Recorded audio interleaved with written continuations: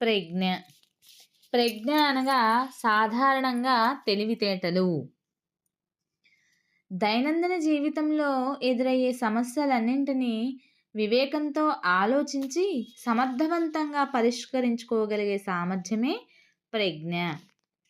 నిర్వచనాలు: ప్రయోజనాత్మకంగా పనిచేయడానికి, వివేకవంతంగా ఆలోచించడానికి, చుట్టూ ఉన్న పరిసరాలతో సమర్థవంతంగా వ్యవహరించడానికి అవసరమయ్యేటువంటి సామర్థ్యాన్నే ప్రజ్ఞ అంటారు అని వెస్ట్లర్ నిర్వచించారు. వ్యక్తి యొక్క గ్రాహ్యక శక్తిని ప్రజ్ఞ అంటారు. గాల్డన్ నిర్వచించారు.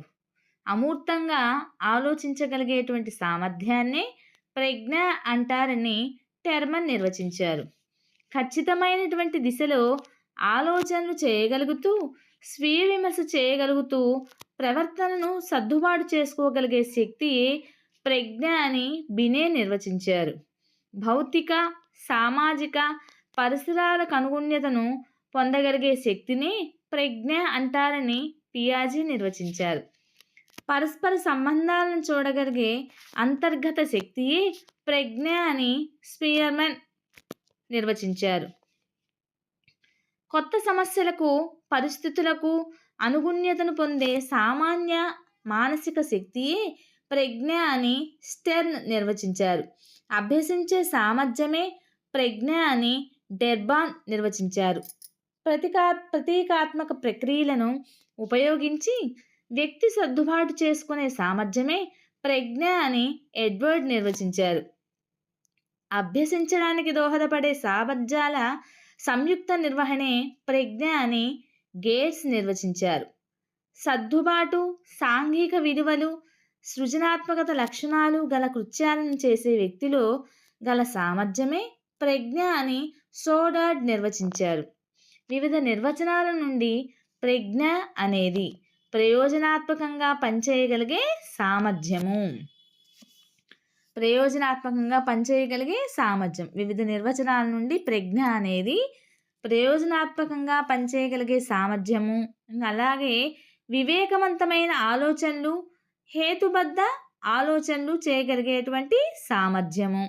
అలానే విషయములను అభ్యసించగలిగేటువంటి సామర్థ్యము, విషయములను గ్రహించగలిగే లేదా అర్థం చేసుకోగలిగేటువంటి సామర్థ్యము, అమూర్త ఆలోచనలు చేయగలిగేటువంటి సామర్థ్యము, ఆలోచనలను ఖచ్చితమైన దిశలో లేదా ఒక క్రమ పద్ధతిలో కొనసాగించేటువంటి సామర్థ్యము, స్వీయ విమర్శ లేదా ఆత్మ విమర్శ చేసుకోగలిగేటువంటి సామర్థ్యము. ఇవన్నీ కూడాను ప్రజ్ఞ అనేది నిర్వచనాల నుండి ప్రజ్ఞ అనేది తెలుసుకోవటం వల్ల జరిగేటువంటివి.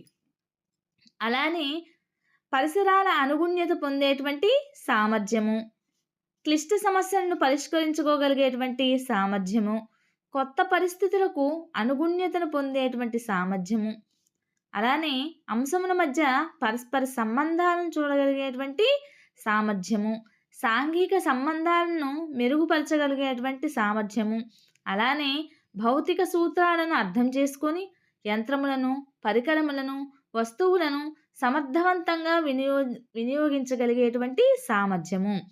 ఇక ప్రజ్ఞలు కానివి జ్ఞానం, సహజ సామర్థ్యం, సృజనాత్మకత, స్మృతి మొదలైనవన్నీ. ఇక ప్రజ్ఞ, జ్ఞానం. ప్రజ్ఞ అనేది పుట్టుకతోనే అనువంశికంగా సంక్రమించే ఒక అంతర్గతమైన మానసిక శక్తి. జ్ఞానం అనేది పుట్టిన తర్వాత అనుభవాల ద్వారా లేదా అభ్యసించడం ద్వారా గ్రహించేటువంటి సమాచారం. ప్రజ్ఞ ద్వారా జ్ఞానాన్ని మెరుగుపరుచుకోవచ్చు, కానీ జ్ఞానం ద్వారా ప్రజ్ఞను మెరుగుపరుచుకోలేము. ఇక ప్రజ్ఞ, సృజనాత్మకత. ప్రజ్ఞ అనేది వ్యక్తిలో సమైక్య ఆలోచన, ఏకముఖ ఆలోచనను కలుగజేసి సమస్యకు ఒకే రకమైన పరిష్కార మార్గాన్ని అందించేటువంటి సామర్థ్యం ప్రజ్ఞా సృజనాత్మకత ఉంది. అలానే సృజనాత్మకత అనేది వ్యక్తిలో విభిన్న ఆలోచనల బహుముఖ ఆలోచనలను కలుగజేసి సమస్యకు ఒకటి కంటే ఎక్కువ వినూత్నమైనటువంటి పరిష్కార మార్గాలను అందజేసేటువంటిది సామర్థ్యము. అధిక ప్రజ్ఞ కలిగినటువంటి వ్యక్తులందరికీ సృజనాత్మకత ఉండకపోవచ్చు. కానీ సృజనాత్మకత ఉన్న వారందరికీ అధిక ప్రజ్ఞ ఉంటుంది. ప్రజ్ఞకి సృజనాత్మకతకి మధ్య నిర్దిష్టమైన సంబంధం అనేది లేదు. ప్రజ్ఞ సహజ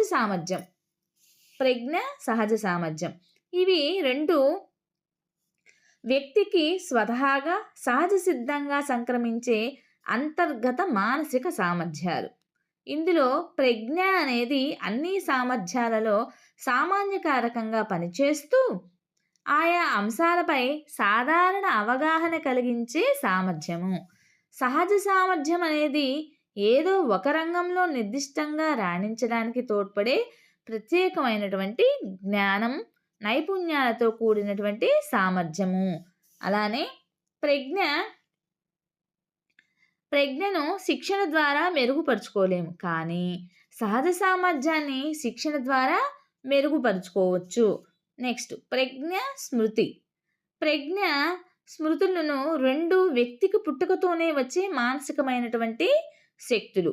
అయితే ప్రజ్ఞ అనేది వ్యక్తికి విషయములను అవగాహన చేసుకుంటూ అభ్యసించగలిగే సామర్థ్యమును ఇస్తుంది. స్మృతి అనేది అభ్యసించినటువంటి వివరాలను ధారణలో కొద్ది కాలం పాటు నిల్వ చేసుకోగలుగుతుంది. అనగా స్మృతి సామర్థ్యము అభ్యసించినటువంటి విషయాలను జ్ఞప్తిలో ఉంచుకుంటుంది. నెక్స్ట్ ప్రజ్ఞ స్వభావం. ప్రజ్ఞ అనేది ప్రతి వ్యక్తికి అనువంశికంగా సంక్రమించేటువంటి ఒక మానసిక శక్తి.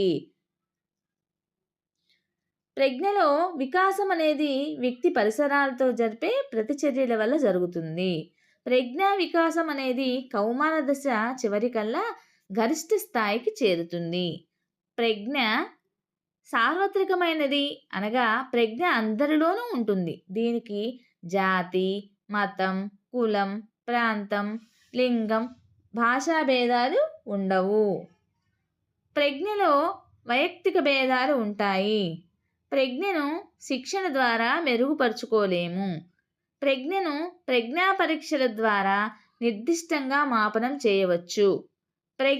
మాపనులు. ప్రజ్ఞ అనేది అనేక మానసిక సామర్థ్యాల సమూహం మరియు సమ్మేళనం. ప్రజ్ఞను మాపనం చేయటం అనగా వ్యక్తుల మానసిక సామర్థ్యాలను మాపనం చేయడమే. వ్యక్తి యొక్క ఆలోచన, వివేచన, సమస్య పరిష్కార సామర్థ్యము, ప్రత్యక్షాత్మక భాషా అవగాహన మొదలగు వాటిని మానసిక సామర్థ్యాలు అని అంటారు. పై సామర్థ్యాలను కొలిచే విధంగా ప్రజ్ఞా పరీక్షలలో ప్రశ్నల శాబ్దికత మరియు అశాబ్దిక రూపంలో ఉంటాయి. చదువుకునే పిల్లల్లో మందమతులు ఎందుకుంటారు అని తెలుసుకోవడానికి ఫ్రాన్స్ ప్రభుత్వం నియమించినటువంటి కమిషన్ పేరు బినే Simon commission. Very very important bit అండి. మందమతులు ఎందుకుంటారు అని తెలుసుకోవడానికి ఫ్రాన్స్ ప్రభుత్వం నియమించినటువంటి కమిషన్ పేరు బినే సైమన్ కమిషన్. మొట్టమొదటి ప్రజ్ఞామాపని పరీక్షని రూపొందించిన వారు ఆల్ఫ్రెడ్ బినే. ఈయన ఫ్రాన్స్ దేశానికి చెందినటువంటి వ్యక్తి. మొట్టమొదటి ప్రజ్ఞామాపని పేరు బినే సైమన్ ప్రజ్ఞామాపిని. అలానే మొట్టమొదటి ప్రజ్ఞామాపని సంవత్సరం ప్రచురించబడినటువంటి సంవత్సరము 1905 సంవత్సరం. ప్రజ్ఞామాపనుల పితామహుడు, ఫాదర్ ఆఫ్ ఇంటెలిజెన్స్ టెస్ట్గా పిలువబడేటువంటి ఆయన ఆల్ఫ్రెడ్ బినే. ప్రజ్ఞామాపన ఉద్యమ మూల పురుషుడు ఆల్ఫ్రెడ్ బినే.